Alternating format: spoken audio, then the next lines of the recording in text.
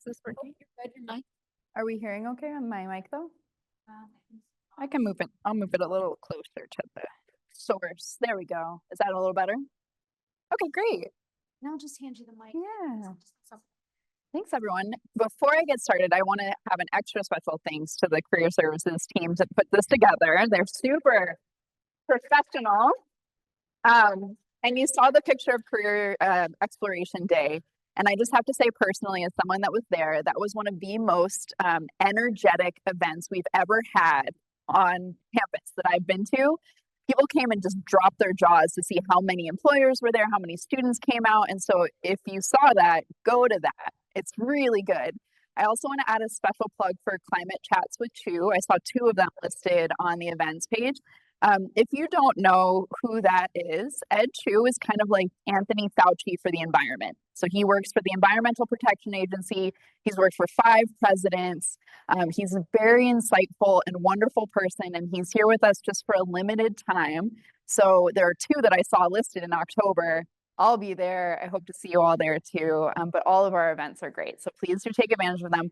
My advice that I give to students is if you think that going to classes is the only thing you're supposed to do in college, you're missing out on so many resources. Universities are like health clubs or like the gym. If you only used one machine at the gym, you'd be missing out on so much. So come to the events that this team has put on for you. We're very fortunate to have our own career services team in the College of Global Futures. So thank you, everyone. All right, so I will introduce our panelists. We have 3 panelists today. We had one more who was unable to join us. So first, we have Lorena Saldana, and she is the Urban Forestry Program Manager for Arizona Sustainability Alliance. I'm really proud of her. She's my former student. She received her Bachelor's of Art in Sustainability with a focus on urban development and studied abroad in the University of Reykjavik for an internship with the Green Program. Currently, she oversees all the urban forestry projects and planting events where the focus remains on addressing the challenges directly by planting native and drought-tolerant trees in high-need neighborhoods, schools, and public parks, aiming for tree equity among Arizona communities while providing education on urban forestry. She's dedicated to making a difference by serving her community and making an impact on the planet. Super excited that you're here and very proud of you. And then we have Bridget Abraham. Bridget graduated from ASU in May of 2022 with a BS in sustainability and a minor in business. She also received a certificate in cross-sector leadership from the Next Generation Service Corps, a leadership program that educates students on the public, private, and nonprofit sectors and requires internships in all 3. Thanks to NGSC, Bridget began her role as an intern at Centene, a Fortune 50 health insurance company that offers Medicare and Medicaid programs across 30 states, and was hired on full-time. Under the Supplier Diversity Department, she works as a sustainability analyst, independently developing sustainable purchasing policies and benchmarking their partners' ESG performance. And then we have Chandler Escalante, and oh boy, well, couldn't have been perfect. Chandler Escalante is the Workforce Development Project Manager for the City of Chandler's Economic Development Division, where he spearheads initiatives aimed at enhancing the local workforce and connecting local job seekers, educational institutions, and leading Chandler employees. He holds a dual Bachelor's of Science in Business Management and International Business from the University of Montana and a Master of Science in Global Technology and Development from Arizona State University's School for the Future of Innovation and Society. Chandler also has diverse international experience that includes working and/or studying in the United States, Spain, Romania, Costa Rica, and the United Arab Emirates, profoundly shaping his worldview and enriching his understanding of both domestic and international economic development. So these are our 3 panelists here today, and I'm so excited you're here. So we'd love to start by hearing from you about your current role and what your day-to-day looks like. So could you please describe your current role and what an average day looks like for you?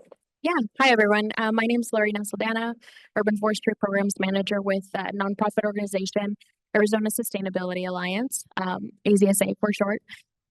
So my day-to-day is very different each day. It just depends on the projects that we have going on. So right now it's, getting to the fall. So we have our tree planting seasons in the fall and the spring. So a lot of that is based around tree planting projects.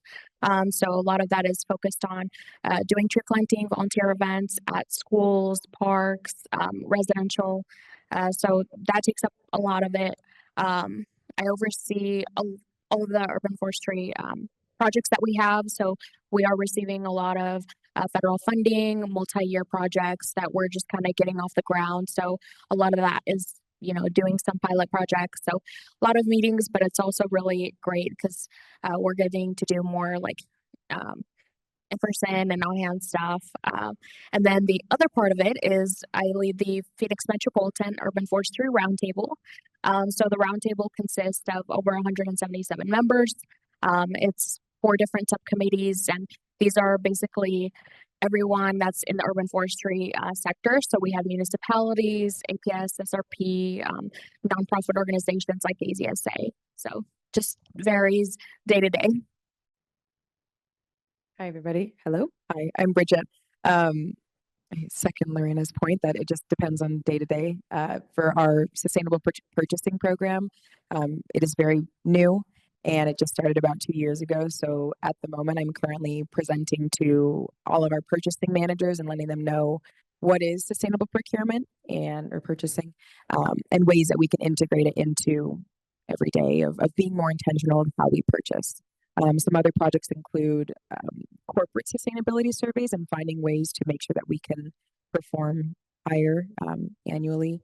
And then the last component is just making sure that externally that people know the work that we're doing for purchasing and making sure that everybody is all on board with the efforts that we're doing. So. Thank you, Jana, for that great introduction. Appreciate it. Hello, everyone. My name is Chandler Escalante. I'm the Workforce Development Project Manager for the City of Chandler's Economic Development Division. And yes, I do recognize the irony of working for the same city that is my first name. I get reminded of it every day. My business card just has my name all over it. Yes. So I work in Chandler City Hall in downtown Chandler, a couple miles east of here. I work on the same floor as the Chandler city manager, mayor and council, economic development. So there's a lot of rubbing shoulders with some of our decision makers in our community. My day-to-day, again, just like everyone else on this panel, varies by the day. There's different days where I'm working with our local educational institutions, including ASU, but also Chandler Unified School District, Chandler Gilbert Community College, U of A, GCU, and NAU, in order to be able to better connect both ends of our talent supply chain locally in Chandler. So trying to work with both the demand side of the supply chain with our local employers, primarily in advanced manufacturing and healthcare, with the idea to start working more with other important industry clusters as my position, as I grow more into my position. I've been with the city of Chandler for about a year, and no one else has ever held the position of workforce development project manager before me. So with that comes a lot of exciting opportunities, but also a little bit of daunting anxiety in that I kind of have to build out the position as I see best fit. So with that comes a lot of different meetings with a lot of different people doing a lot of different things, all geared towards better connecting our local talent supply chain. Great. Start with Bridget for the next one. So that just kind of reminds me that a lot of these jobs didn't even exist 5 years ago or when you started your degree. Just like Dean Hall said, we're preparing students for jobs that don't even exist yet. Like we have to really be preparing for the future here. So can you talk us through how you each secured your job? Like when did you start looking and how did you decide which direction you were going in and how did this become clear for you until you found your way to this job? So my experience, as she mentioned, I was a part of the Next Generation Service Corps, and they require internships in all 3 sectors. So I'd actually done an internship for the city of Chandler as my public one. I did one with Trees Matter for my nonprofit, and then Centene was ultimately my private, my private internship that was required. And so it was right after I graduated. It honestly was a perfect opportunity, given that I was writing my thesis on basically sustainable purchasing and corporate sustainability. And so I don't know how, but my boss trusted me to be the SME for subject matter expert for sustainable purchasing, and she has let me develop this program to be as I see fit. Did you see it coming? Was it like a slow on ramp because you had these internships, or was it like you created this for yourself out of this relationship through the internships? How did it work? What do you How did it all come to be? Like, when did you get the offer? How did you hear about it? LinkedIn? What? So Yeah. Cool. Yes, it wasn't necessarily networking. But at some point I just had a gut feeling, and I was like, I know I'm going to get this, and that was about it. Cool. Yeah. Who wants to take that one next? This is how did your job come to be? How did you secure this job? So I was actually, I had a level entry job into a sustainability field, not at all at what I wanted to do. It was all based around chemistry, and I don't really like chemistry, but it was, kind of my foot in the door. And because of that, I was also able to continue my education to do, school full time. So I was doing both. And, I had come to a point where I felt that I had, grown enough in that field and in that position where there was really nothing else for me to learn within that unless I wanted to continue in that path. So I was able to take a look at other jobs that were kind of more in my field. I had actually finished school a little bit earlier, so graduation was in May. I had finished, it was around March, so I technically didn't have my degree yet. So I was looking, but I was like, I am graduating this year, so and I saw that the nonprofit that I used to volunteer for, kind of sporadically, they had a position. And from there, I was able to connect with a lot of the people that I had networked in the past through a lot of the volunteering. And I think that was huge in kind of getting that job. So, How did you start volunteering in the first place, or find that organization to volunteer? so social media was a big part of it. AZSA was doing a lot of social media and Facebook and Instagram. So that was kind of how I first heard about them. And then from there, they had just started their tree planting program. So a lot of it was on residential tree planting. So it was like, 10 trees or so. So that's kind of how that started and how I got that. And was it hard to make time for volunteering while you were doing your coursework?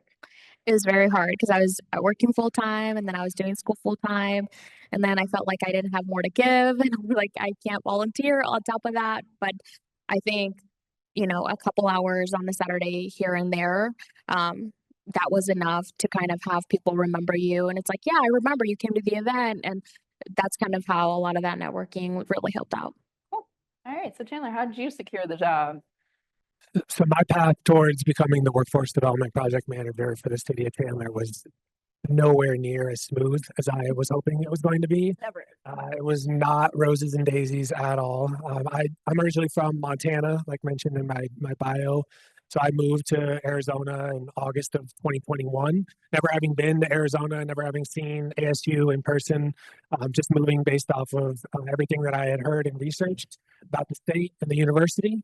While I was attending ASU from August of 21 until May of 2023, I worked for the Sustainable Cities Network and with Ann Ritzman as a graduate assistant. And so as I was finishing up with my degree in the spring of 2023, began in earnest applying for positions all around the state. My 1A and 1B was sustainability and economic development. And so I was trying to figure out which lane I wanted to take by applying to positions with municipal government, City of Phoenix, Tempe, Mesa, Scottsdale, Chandler, the county, the state, and then with various NGOs or private companies. And I actually had 17 different interviews that I had to do, 17 different interview processes before I was offered the position with the city of Chandler. So Wait, were all 17 with the city of Chandler? no. Thank It was no. Well, 17 interviews without getting an offer also I thought was not normal. But I had entered the job marketplace at a time when there were mass layoffs in tech in early 2023. And so I was competing against people that had either years more experience or better connections than I had, considering that I'm not from the state. So I'm very thankful for the city of Chandler and the Economic Development Division for giving me this opportunity and letting me run with it. Ann Richmond and her team are some of my favorite people here. How did you find Sustainable Cities Network and get involved? I had found that through, I believe it was Handshake. It was a graduate service assistant position for 25 hours a week. So I did that while I was full time with my GTD degree. Shout out career services team. So then my question for you is, how did your academic program prepare you for your jobs? So the Master of Science in Global Technology and Development program is pretty unique in that it's not, you're not becoming specialized in one particular subject.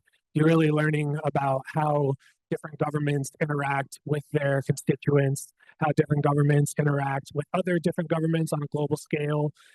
So to be completely honest, my degree, the subject matter in global technology and development, didn't necessarily prepare me as much for my position as just being in a master's degree program did.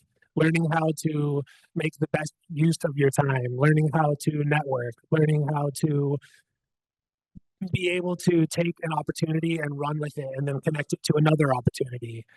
So I think the best answer to that would just be becoming as involved as possible, putting yourself out there, not being afraid to fail and make mistakes and then learn from those mistakes, because you never know what kind of opportunity there may be after you fail and fail and fail. Keeping your head up and pushing forward is definitely something that I'm glad that I was able to do in order to be able to advance my career. Thanks for sharing that. Bridget, how about you? Your academic program, how did your classwork or your experience at ASU prepare you for your current job or not? I would definitely say that it was a combination of both my internship experience along with my coursework. So coursework, if thinking about it right now, the one that stuck out to me the most was probably systems thinking. I think you'll probably take that about sophomore year if you haven't yet already. I remember at the time, I was really frustrated because I couldn't grasp it. I didn't understand what they were trying to teach me, but it's basically about, seeing if there are patterns that reoccur and how to break that cycle, essentially.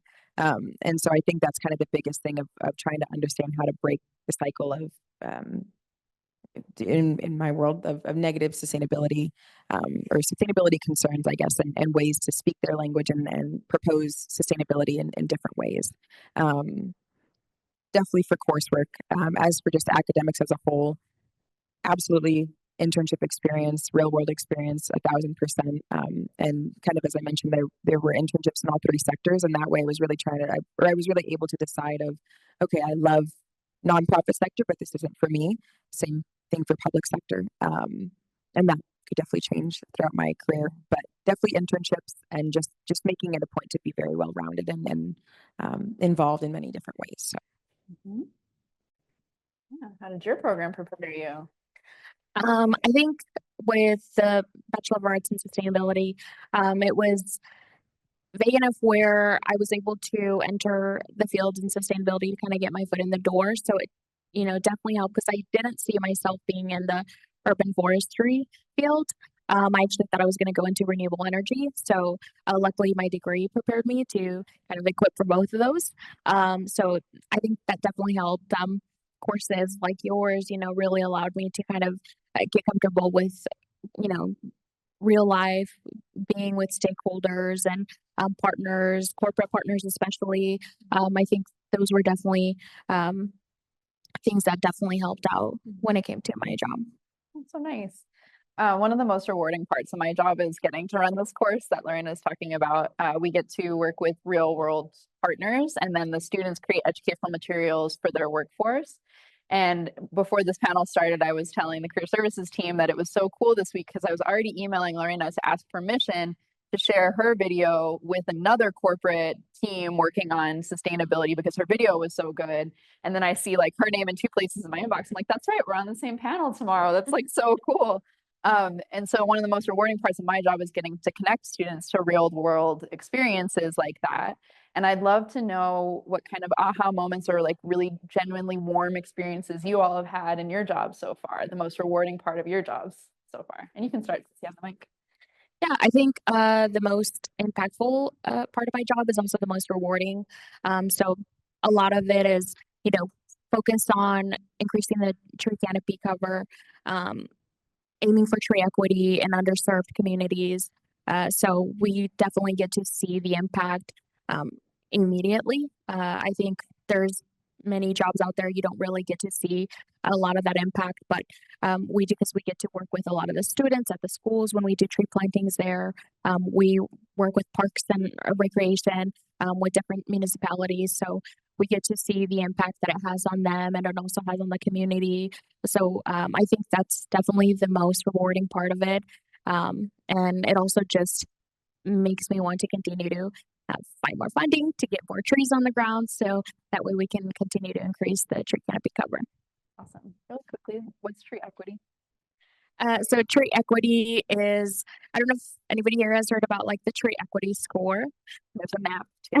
So it is a map, and it has basically like the map of Arizona. You're able to kind of pinpoint, Tempe, for example, you're able to see how much canopy cover there is.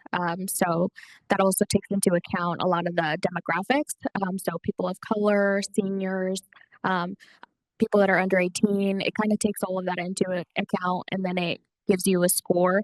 And so anything that's 80 or above is great. We're trying to just have like 15% canopy cover, but anything like lower than 80 is pretty bad, which is about 80 or 85% of Arizona. Thanks for answering that. All right, Bridget, the most rewarding part, or your favorite part of your job? I guess for context, in my bio, it mentioned that I graduated back in 2022. So it's definitely taken me some time to kind of unlearn that I'm not the student, and that I'm expected to be the teacher for quite a few things, and sustainability topic as a whole. So definitely that was a challenge for me that I've been working on. But I would say that probably alongside with that is that maybe not a peak aha moment, but just a constant, is that my supervisor wholeheartedly supports me. The department that I'm in is actually supplier diversity, where we make it a point to source from diverse suppliers. It could be racial, it could be gender, sexuality, veteran, any sort of diverse supplier. And so because it's not, my department itself is not solely focused on saving money and the traditional business aspects, it takes a whole other component into it. And so I think just having a boss that really wholeheartedly supports me, backs me in any of my choices, and really trusts my judgment, really makes a big difference in the role that I'm in. Was there any indication that the person you'd be working with was like that early on, or is it something you've learned over time? It's something that I learned over time. In my interview, she scared me. But kind of took that as a challenge, and the second interview I was even more prepared, so definitely grew into that. Cool, thanks. And Chandler?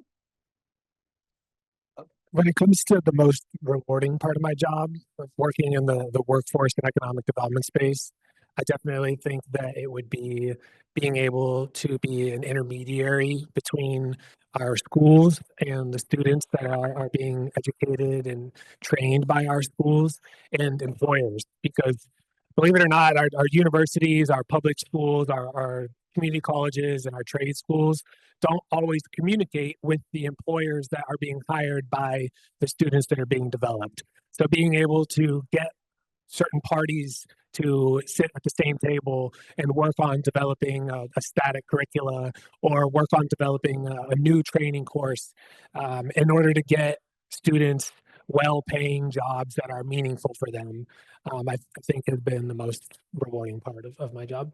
That sounds really amazing. That kind of transitions into our next topic, which is about networking and relationships. And so it doesn't have to necessarily be like how you got your job in networking on LinkedIn, but rather, since you've been in your job, how are your relationships growing and your networks growing? What kind of platforms are you using? Where are you meeting people? So can you talk about your networking approach since finding your job? I mean, since finding my job, my networking has just exploded. I think just getting a job, any job, and interacting with your coworkers, interacting with your bosses, developing that cordial professional relationship with coworkers, and then learning what it is that they do, learning from other professionals within your field, or just learning from other coworkers, depending on what kind of job you have, would be most important. learning what kind of events people attend, learning what trainings people do, interacting with people that are in those same trainings or at those events, communicating to your employer that you want to have a business card, even if they don't offer it to you, so that you can then be able to communicate to other people within your field what it is that you do, what your story is, being able to really communicate your story and what it is that you do, who it is that you work with, why you are doing that, will help you network and build out those relationships, those professional relationships in a meaningful way. Yeah, just asking about networking. So either leading up to getting your job or since graduating, how have you grown your network, or how are you using your network now that you're employed and you're in your job? I might have a little bit of a different answer for this, but I had actually gone, COVID hit my sophomore year. And so I went to school online fully, definitely learning process. And so for this job now, I'm remote, and kind of another thing of, it felt just like COVID one more time, that I was at home and working. But it has really pushed me, like past my comfort zone, where I've had to make it a point where on LinkedIn, I joined, Arizona Sustainability Professionals, and they have a meeting once a month, for everybody to kind of come together. Or yeah, I guess I would just say, yeah, after graduation, it's just really building your own community. Networking, I have attended a few conferences. One was a sustainable purchasing conference, which blew my mind. There's so many people, so many great things to learn. Yeah. How'd you learn about the conference? I'm hitting them with the hard questions today. It's okay if you don't know. I think my boss just told me about the organization itself, and then I took advantage of attending the conference, and it was great. It was wonderful. So I would definitely recommend going to conferences while you can as a student, if you have the opportunity to do so. Marina, any organizations or any ways you've approached networking since you left ASU? Yeah, I think now that I'm in my position, not tied to like one city or one organization. I get to really expand the diversity and the communications that I make. So, the way that I go about that, a lot of it is like tabling events. So kind of like the one that you just mentioned with ASU that they're having. There's also a lot of committees that you can join. I think those have been really great because you get to expand on your knowledge of, the field and sustainability that you want to be in, but you also get to find people that are working in the field that you want to be in, or in the job that you want to be in. And I think really expanding on those relationships, and a lot of times networking can sometimes feel kind of like a chore or transactional. So really delving into those relationships as much as possible, I think has been really great for me. That's awesome. I also will answer this a little too, because I think we always need to be staying curious for the same reason that I said that the jobs didn't even exist. You don't even know what your growth might look like because things are changing so fast. And so staying on LinkedIn or finding affinity groups like you've mentioned, it helps you converse with people who are facing similar challenges and stay on top of the trends that are coming your way. And so this question is for anybody who wants to answer it. What are some trends in your field or in your role that you are seeing coming your way that maybe feel new to you since you started the role? So future trends that you're seeing in your sector. Okay, City of Chandler, what's going on?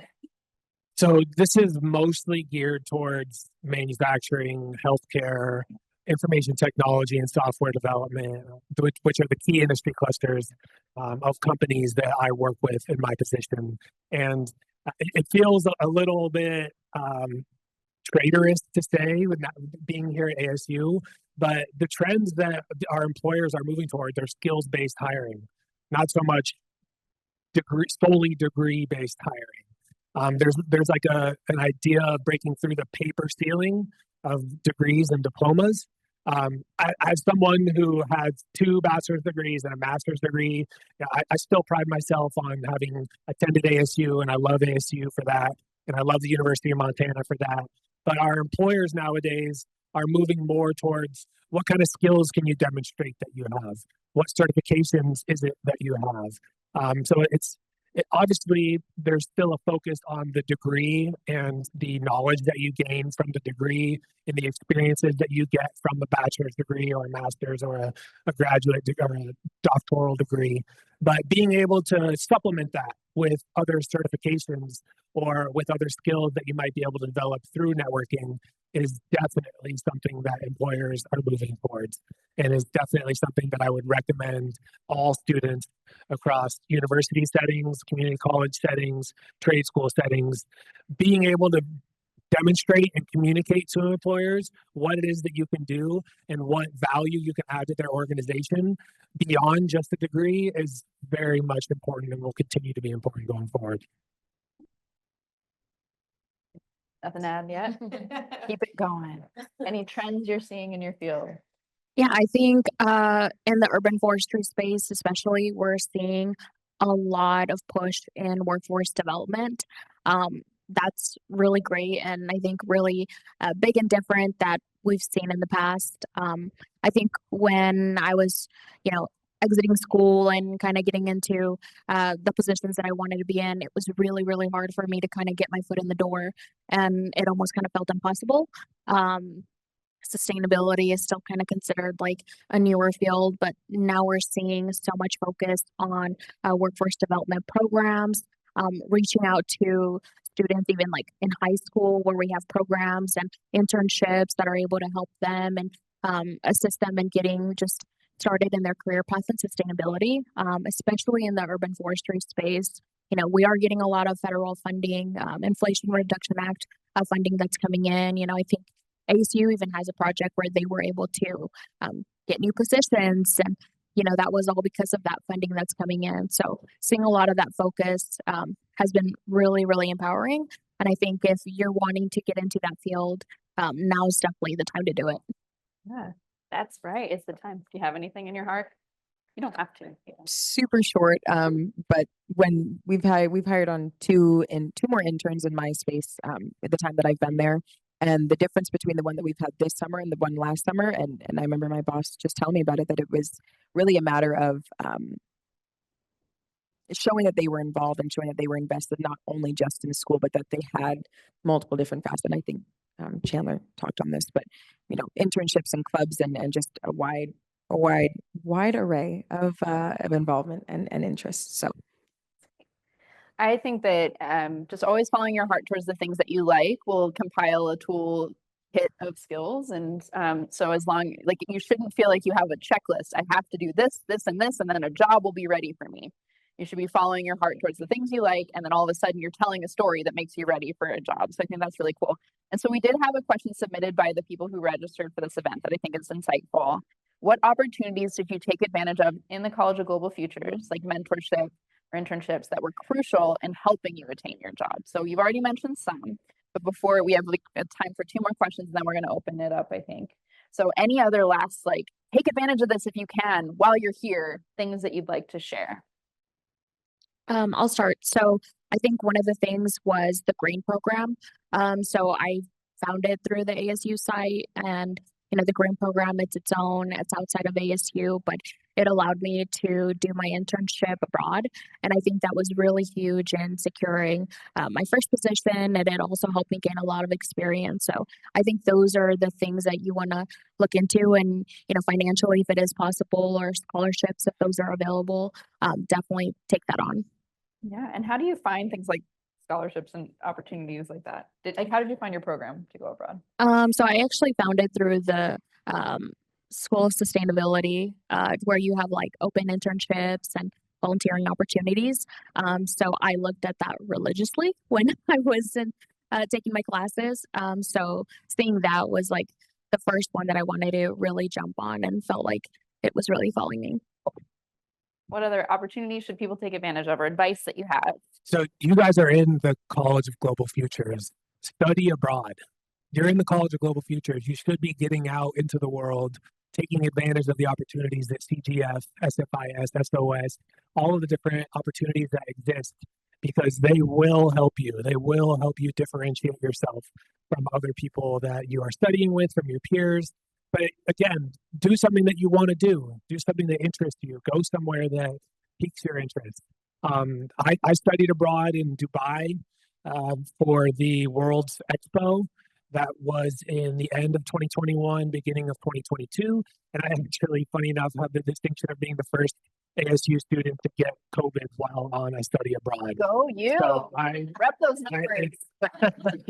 I had to quarantine in a hotel in Dubai in the United Arab Emirates all the way across the world for 10 days, which was definitely an interesting experience being quarantined in a room in another country that is a tribal autocracy, but that's another story. But Study abroad is yeah, the takeaway.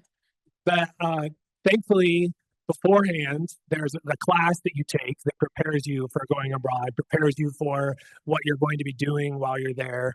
And my subject that I wrote my research paper on was the effect of international immigration on Dubai's society and economy, and what they're doing in order to be able to rapidly develop, which is actually a lot of very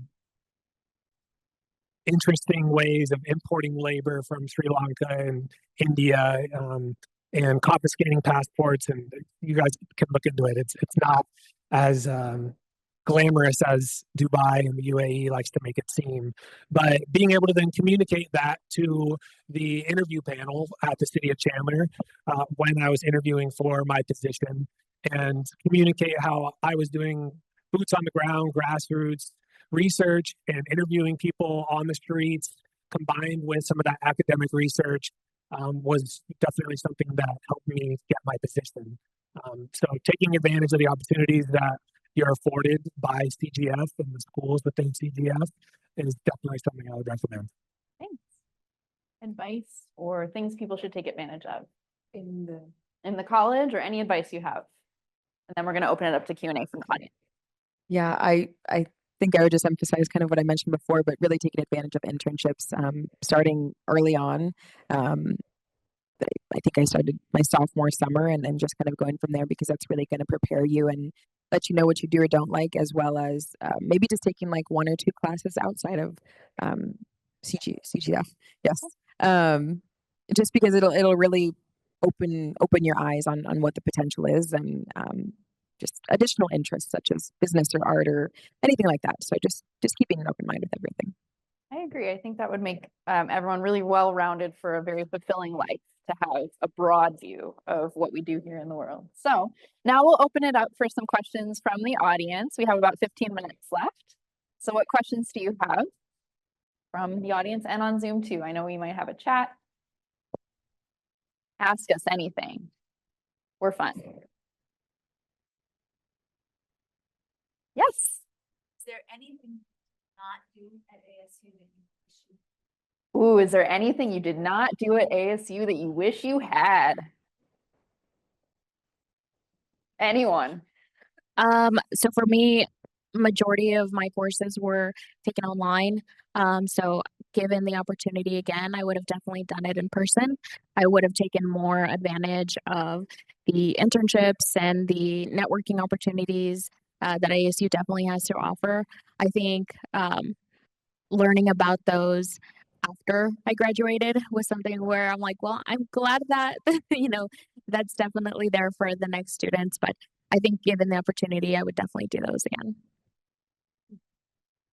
When I first came into college, I definitely had a too cool for school attitude. And so I was not as involved with clubs and extracurriculars as I really should have been. So, freshman year, sophomore year, COVID hit, and then I was trying to cram everything into my senior year. And I was able to do quite a bit, but I would definitely recommend just being involved as much as possible with whatever your interests are. So, yeah. So like I said earlier, I moved to Arizona not knowing anyone or ever having been here before. So making friends and putting yourself out there was something that I wanted to do, but then I never really ended up doing it because of how busy I was with school, how busy I was with working, how busy I was with trying to take advantage of all the different opportunities that ASU and CGF offers. I did meet my wife and get married, so that was definitely something that I'm appreciative of. But making friends, making connections that will last you the rest of your life, with people that have common interests, common goals. That's something that I didn't do as much of that I wish that I had, even though I did meet my wife. So that's like calling that a win. Like that's some of the people here already heard me say this in the first lecture at the beginning of the year, and earmuffs to all the staff of the university. But I think that looking back, no one asked me, but in college, I wish I had spent more time with friends, and I wish I had taken care of my whole self better. I was really a perfectionist and focused on school, and that of course has gotten me to where I am, but also I feel like I'm making up for lost time with friends and loved ones. And when I look back, because I've been out of college for a while now, my memories are of the love and not of the coursework. So I learned a lot of skills that make me confident and happy and fulfilled. But I'm not thinking back to a paper I wrote in a class at one time. It was a composite of all that. And I think making lifelong friends is one of the top goals while you're here, because being whole, loved people is the whole reason we're here. Yeah, everyone is nervous. Everyone is wondering whether they should reach out to that person and try and join that club, or if they should just talk to them. And so just really try and get past that in order to be able to establish those connections and make those friends. It really is important. And if you don't meet your spouse, you're gonna be fine too, don't worry. What other questions do you have for us? That was a fantastic question. Yes.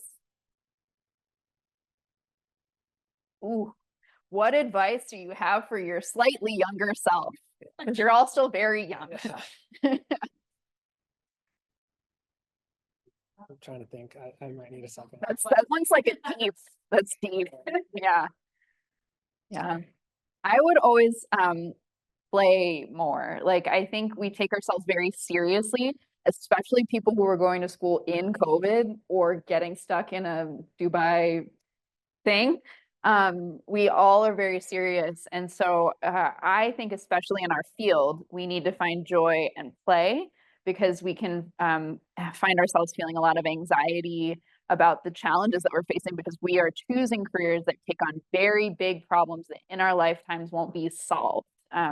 So it's really important to search for joy and play and relationships while you're doing that, so that it doesn't feel overwhelming. That's my advice to my younger self. I think my answer to that would be to go to therapy. Yep. Earlier. Yeah, and we have it for students. Go to therapy, do it, take advantage of it, don't push it off. You'll be happier, you'll be more mindful, you'll be less stressed. Go to therapy. Therapy's like a class about you, for you. And we have student health services here. So you have good healthcare and you have good psychological services. Advice for your younger selves. Yeah, I think kind of falls similar to that is learning how to kind of work-life balance a little bit sooner.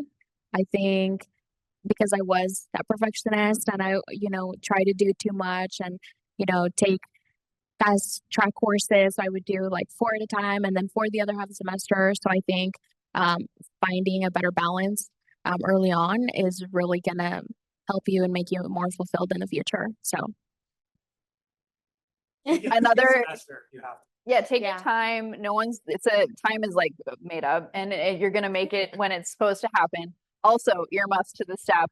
Your grades do not define you. I think that my brother worked at a company where they didn't want to hire people with 4.0s because they didn't think they knew how to deal with like difficult situations. So it is okay as long as you are doing your best, that you are doing your best, and don't worry about the A's as much. That's us. We're the as much as like the experience and the memories and the connections, and doing well, doing your best, showing up as yourself. What other question? I think we have time for one more Zoom question. So any advice for young people who are allergic to networking? Yes. What 2 small steps would you take to get started? Any advice for people who are allergic to networking? What 2 small steps would you take to get started? I love that question. I mean, you could just get started by, I'm not a big fan of social media. I don't have Instagram, Facebook, Twitter, Snapchat, any of it anymore. But just create a LinkedIn profile.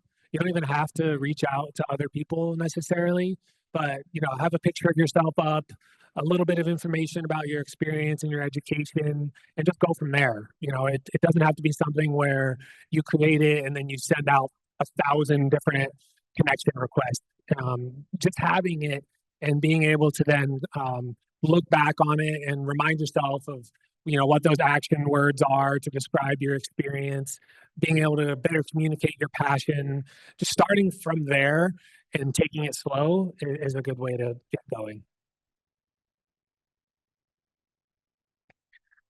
This might not be a popular answer, but just put yourself out there and force yourself to really get yourself out there and get comfortable networking, get comfortable talking about yourself and learning about others. And I know it sounds, you know, easier than said than done, but I think doing that definitely helps.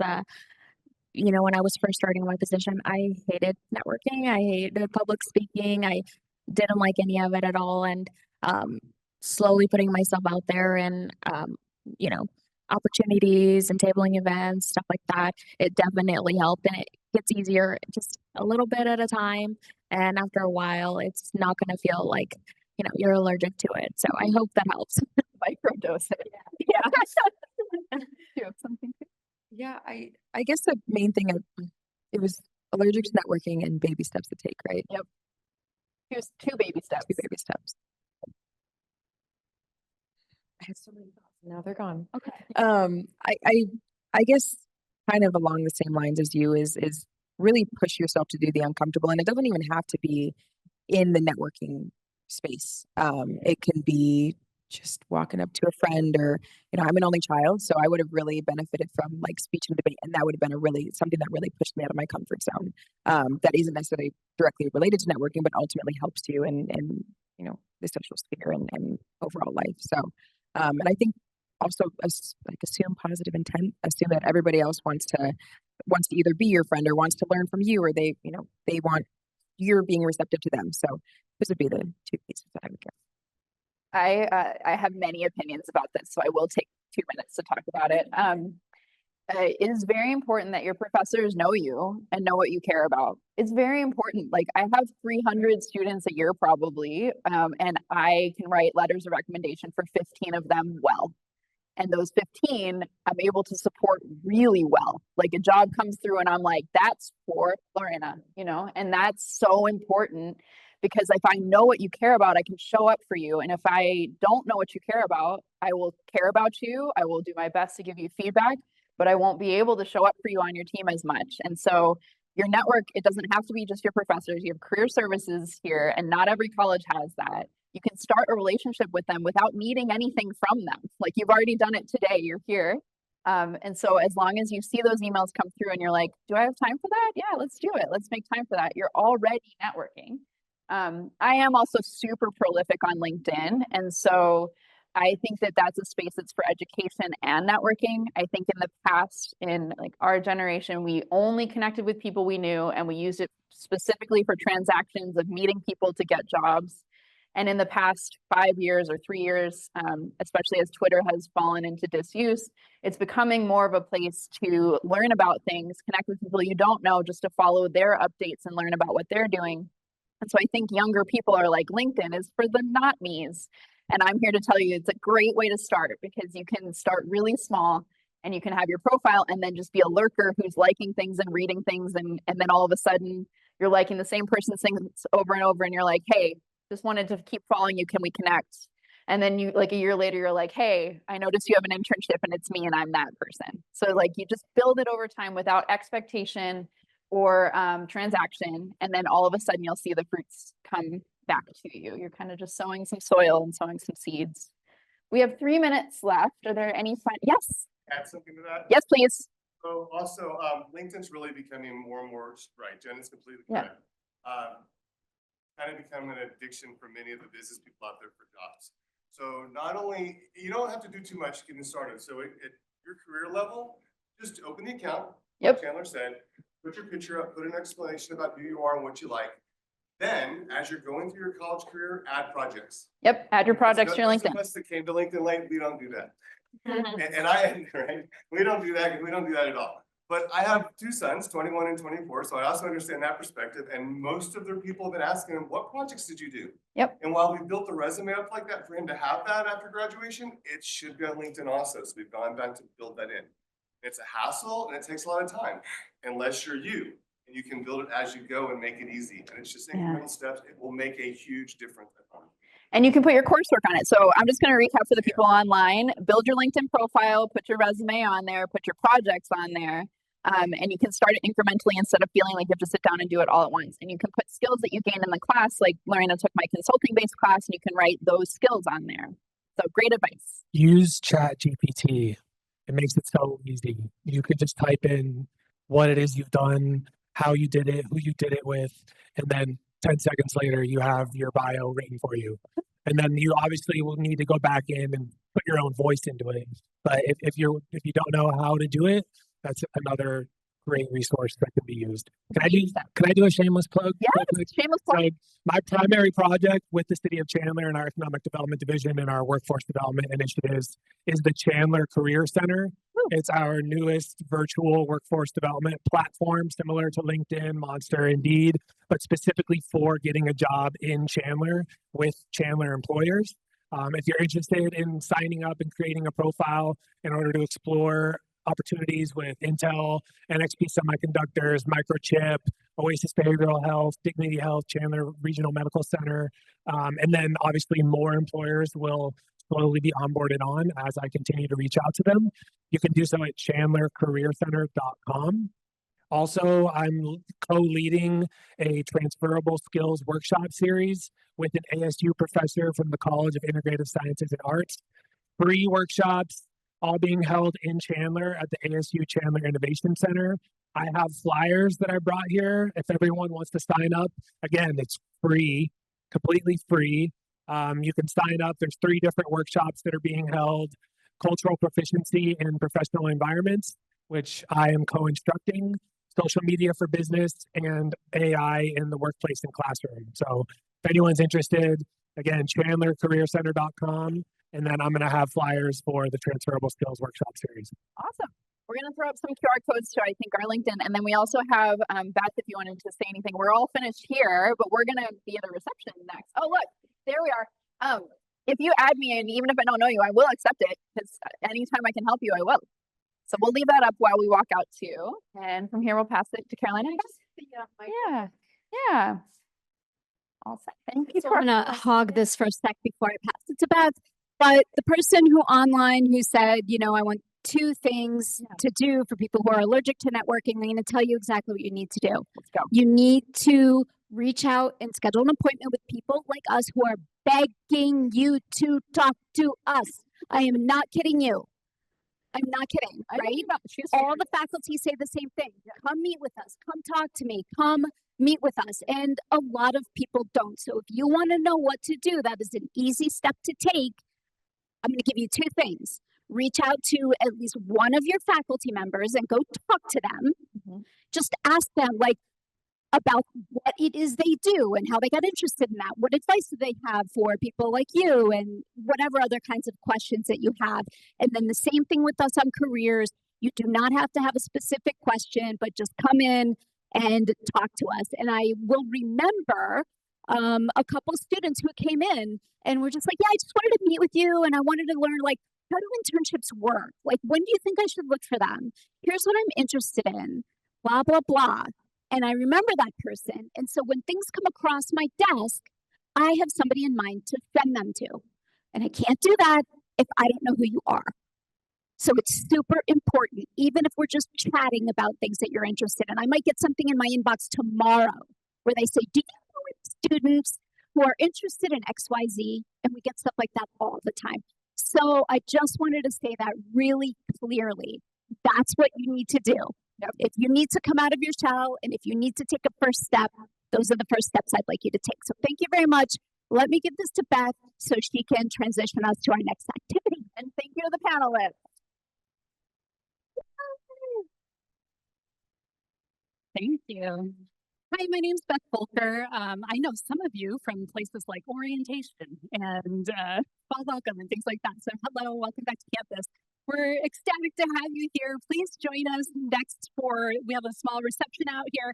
I know that it's warm, so don't feel like you have to stay for a whole hour or anything like that. But if you want to just grab some refreshments and chat with the people who are here, we do have some faculty and school leadership and staff members who are all here and happy to chat with you and get to know you.